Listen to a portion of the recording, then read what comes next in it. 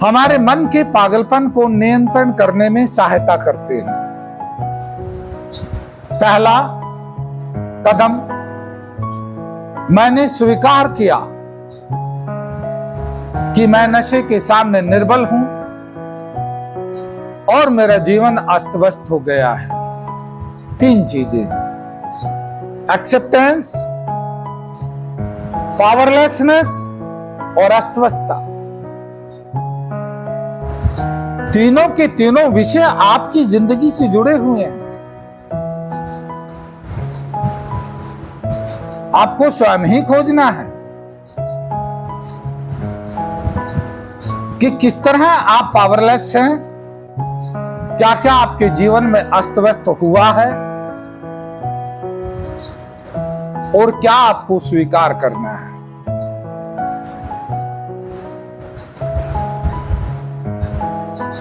इस बीमारी के रूप को समझने के लिए ये सिद्धांत आपकी मदद करते हैं।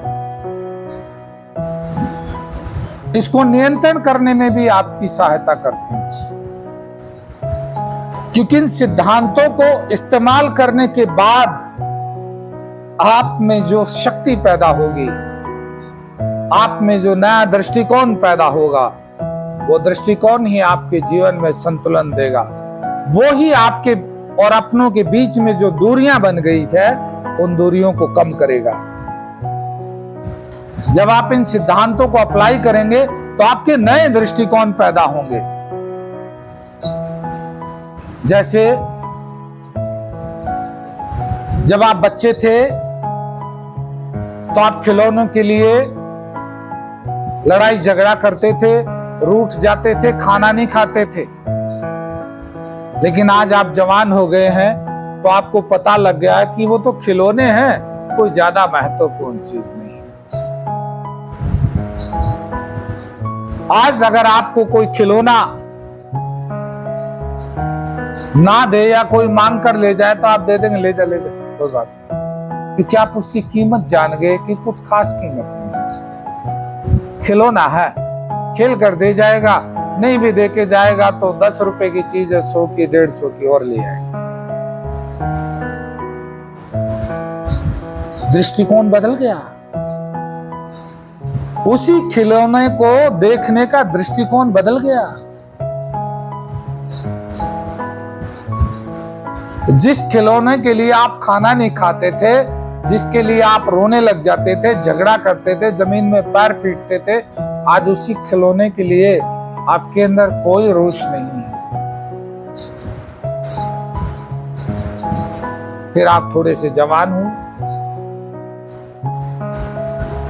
थोड़े से बड़े हुए, आपसी बहन भाइयों में या पड़ोसियों के बच्चों के साथ,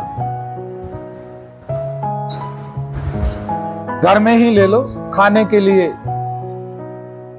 कि पहले मुझे दो, मैं खाऊंगा ना, बेटा ये छोटा है, इसको पहले देती हूँ, तू बाद में खा ले, तू बड़ा ना, पहले मुझे दे। नहीं, मम्मी कहती ना ना पहले इसको दो, और छोटे भाई या बहन को दे दिया, मुंह फुला के चला गया, मैं खाना नहीं खाऊंगा। लेकिन जैसे ही बड़े हुए आपके समझ में आया कि छोटे बहन भाइयों को पहले दे देना एक अच्छा संस्कार है, बड़ों की जिम्मेदारी होती है। दृष्टिकोण बदल गया। उम्र के साथ साथ चीजों के लिए हमारे दृष्टिकोण बदलते हैं, बदलने चाहिए, जरूरत है।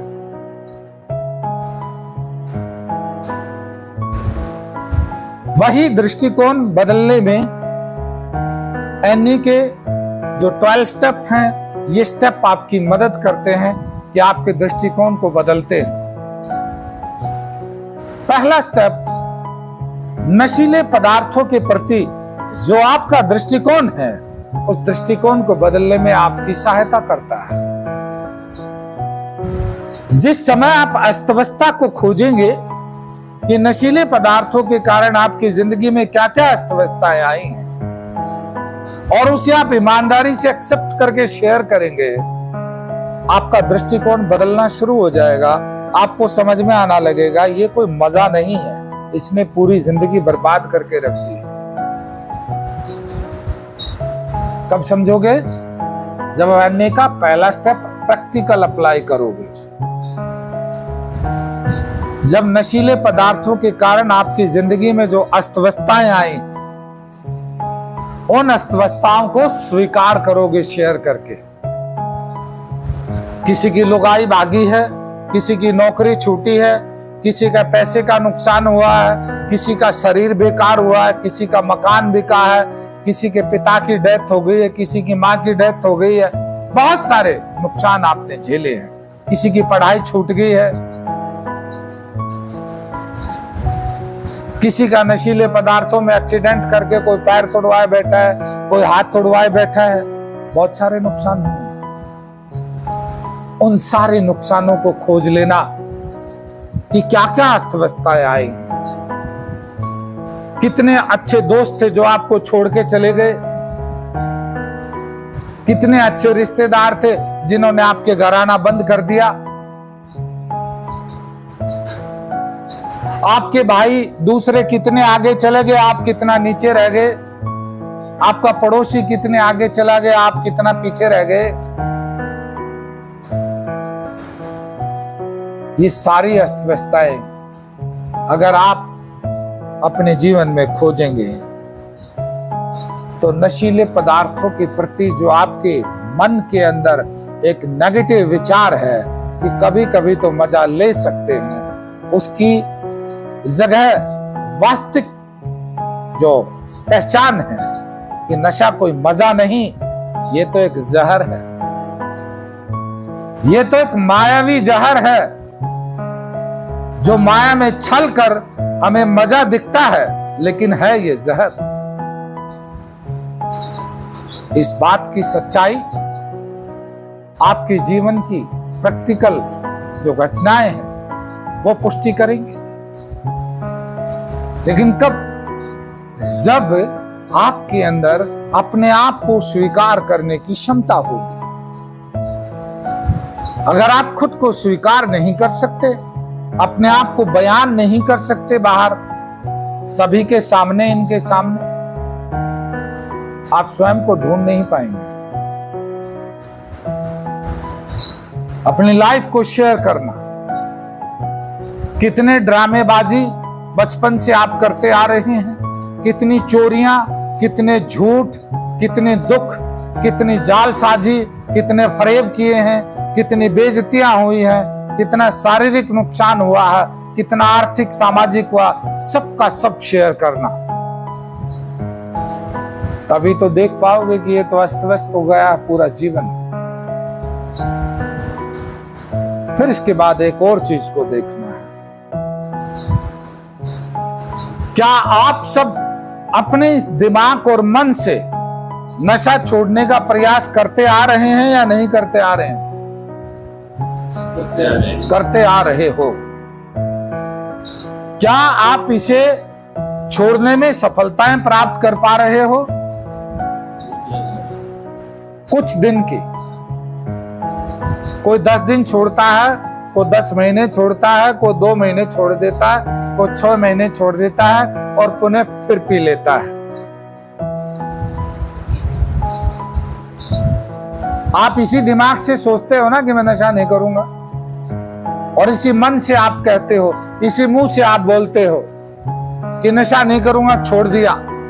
तेरी कसम, माँ की कसम, बाप की कसम, भाई की कसम, बच्चों की कसम, गौ की कसम, फलाने दादा की कसम, भगवान की कसम, इसी मुंह से कितनी कसमें खा चुके हो।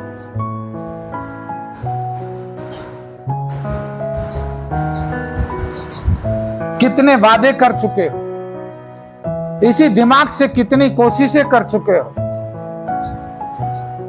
कोशिश भी क्या करते हो पता है? आप नशा छोड़ने की नहीं करते, आप कोशिश करते हो नशे को लिमिट में करने की। क्या करते हो? आप लोगों का जो दिमाग और मन है वो आपको पागल बनाकर नशा छोड़ने की नहीं कहता, वो कहता है मैं लिमिट में करूंगा। लेकिन आपकी हजारों बेकार कोशिशें, हजारों असफल कोशिशें नशे को लिमिट में करने की व्यर्थ गई कि नहीं गई? व्यर्थ गई। उन्हीं हजारों कोशिशों से यह समझ में आता है कि आई एम पावरलेस, मैं नशे को लिमिट में नहीं कर सकता। क्या समझ में आता है? आई एम पावरलेस, मैं शक्तिहीन हूं, मैं कभी भी नशे को लिमिट में नहीं कर सकता, मैं हमेशा के लिए छोड़ सकता हूं। जो एडिक्ट पर्सनैलिटी होती है उन लोगों के पास एक ही रास्ता है, या तो वो हमेशा के लिए नशा छोड़ दे या फिर सारी जिंदगी वो दर दर की ठोकरें खाके और गटर में अपनी जिंदगी को खत्म करके चला जाए। यहां से चुनाव आपका है। आप नशे की गुलाम जिंदगी से आजाद तो हो सकते हैं, लेकिन इसका रास्ता है कि हमेशा के लिए बंद। क्यों? क्योंकि लिमिट में करने की कोशिश आपने बहुत की है, परंतु आप लिमिट में कभी कर ही नहीं पाते। क्या नहीं कर पाते? लिमिट में कर ही नहीं पाते। अब ये बात समझने के बाद बारी आती है कि पहले भी ये चीजें आपको समझाई गई, परंतु फिर भी आप नशा बार बार उठा लेते हैं। ये चीजें समझाने और समझने के बाद भी आपने नशा क्यों उठा लिया?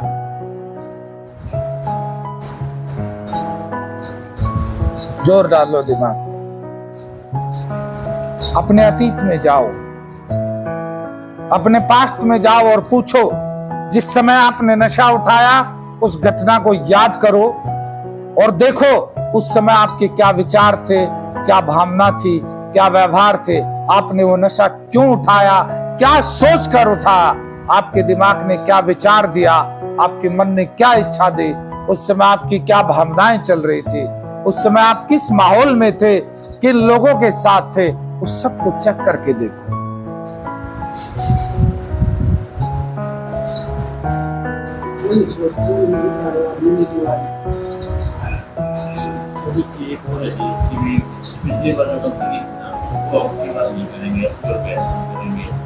तुम्हारे अपने मन का एक्सक्यूज, बहाना कि पिछली बार ये गलती कर दी थी इसलिए मैं आदत पड़ गया था, अब की बार ये गलती नहीं करूंगा, अब मैं लिमिट में पी लूं। इसकी वजह थी कि आप ये देख ही नहीं पाए कि आप बीमार हैं और आप एक आम पीने वाले नहीं हैं, आप एक नशेबाज पर्सनैलिटी के व्यक्ति हैं। नशेबाज पर्सनैलिटी का व्यक्ति कभी भी लिमिट में नशा कर ही नहीं सकता।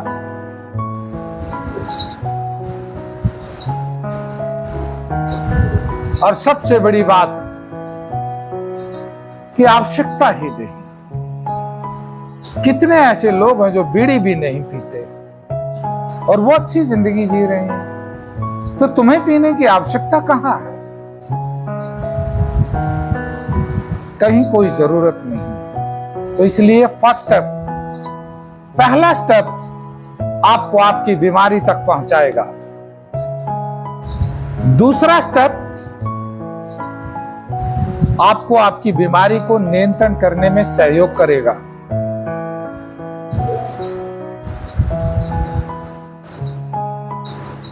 तो ये जो स्टेप हैं, ये स्टेप केवल शब्दों में काम नहीं करते, कापियों में लिखने से बात नहीं बनती। ये स्टेप करते हैं एक्शन में। अब ये सारी चीजों की जानकारी होने के बाद भी आपके दिमाग ने, मन ने तर्क दिया कि मुझे तो नशा नहीं करना, लेकिन मैं दूसरे को बता देता हूं कि तू भी छोड़ दे। आपने क्या गलती कर दी? आप उन पीने वालों के पास चले गए। कहां चले गए? आप पीने वाले उन दोस्तों के पास चले गए। आपके दिमाग ने और मन ने क्या सोच दे रखी थी कि मुझे थोड़ी पीनी है, मैं तो अगले को बताऊंगा, तू छोड़ दे। कितना चालाकी भरा विचार है, आपके समझ में ही नहीं आया, आपके पल्ले ही नहीं पड़ा कि आपका मन आपके साथ खेल खेल रहा है। जबकि प्रोग्राम कहता है कि कभी भी आप अकेले किसी दूसरे नशेबाज को नशा मुक्ति का संदेश देने मत जाओ। साफ बताते हैं, परंतु आपका मन आपको एक महान उद्देश्य देता है, और उस महान उद्देश्य की मादकता में आपको ये भुला देता है कि प्रोग्राम ने आपको ये नियम दिया है कि आप अकेले किसी दूसरे नशेबाज के पास नहीं जाएंगे। क्या दिया? नियम। ये एक नियम है कि कभी भी नशा करने वाले यूजर व्यक्ति के पास आप अकेले मत जाइए। जब भी आप किसी यूजर को संदेश देना चाहते हैं तो उसके लिए प्रोग्राम ने एक रास्ता बनाया है। आप एक टीम इकट्ठी करो, 2, 3, 4 नशेबाज जो रिकवरिंग मेंबर है उनको इकट्ठा करो और फिर आप संदेश देने जाओ। अब तुम सुरक्षित हो गए। लेकिन मन तुम्हें कब अपनी चालाकियों में फंसा लेता है तुम्हें पता ही नहीं चलता। इसकी वजह क्या है? Lack of awareness. आप में जागरूकता नहीं है स्वयं के प्रति। किसके प्रति? स्वयं के मन के प्रति जागरूकता नहीं। मन इतना चालाक है, अभी मिलने वाले मजे के बारे में ही आपको दिखाता है, सोचता है, उससे आने वाले पलों के बारे में नहीं सोचता। अगर उससे आगे आने वाले पलों के बारे में सोच ले, भविष्य में इसका क्या परिणाम निकलेगा, अगर ये सोच पाए तो नशा उठाएगा ही नहीं। तो अपने सोचने के थिंकिंग पैटर्न को डेवलप कीजिए, विकसित कीजिए कि आगे तक देख सके। कहां तक देख सके? आगे तक देख सके। कैसे होगा? सेल्फ कन्फ्रंटेशन से। आप सेल्फ कन्फ्रंटेशन करना सीख जाएंगे स्वयं से, तो ही आप ये सीख सकते हैं कि आप अपने कर्मों का परिणाम भविष्य तक देख सकें।